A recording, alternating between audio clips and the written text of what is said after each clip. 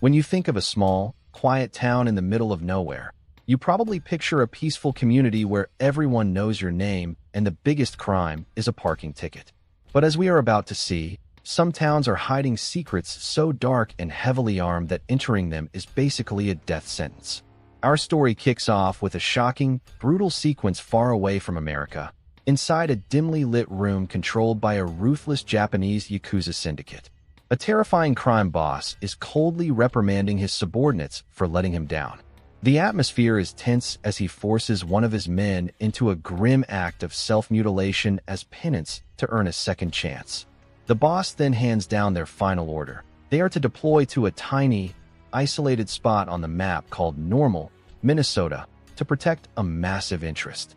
Cut to the biting cold of Normal, Minnesota, where we meet our protagonist, Ulysses Richardson. Ulysses is a deeply exhausted, weathered man carrying heavy emotional baggage. He is a veteran law enforcement officer dealing with severe career burnout, recent moral injuries on the job, and a crumbling marriage. Desperate for a mental break and a low-stakes assignment to clear his head, he takes a temporary, 8-week gig as the interim sheriff of this quiet community while they prepare to elect a permanent replacement. Ulysses operates on a very simple rule: leave the town exactly the way he found it, keep his head down, and move on.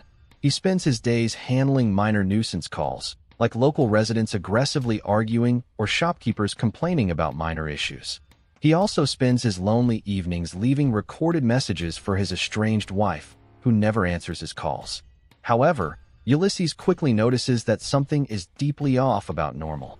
Despite the quiet, snowy streets, the entire town seems abnormally obsessed with firepower. When he visits the local yarn shop, the sweet elderly owner has a heavy-duty shotgun stashed right next to her cash register. When he walks into the local diner, the walls are literally decorated with operational firearms of every shape and size.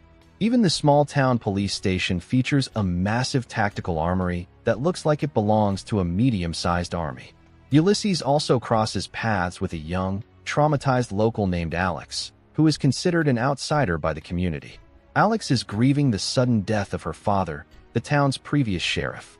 While the official report claims he died of hypothermia in a blizzard, Alex strongly suspects foul play and warns Ulysses that her father was murdered for digging into things he shouldn't have. The fragile peace of the town is completely shattered when a desperate, highly incompetent out-of-town couple named Lori and Keith drift into Normal. Broke and running out of options, they decide to pull off an inept, poorly planned armed robbery at the local bank. When the alarm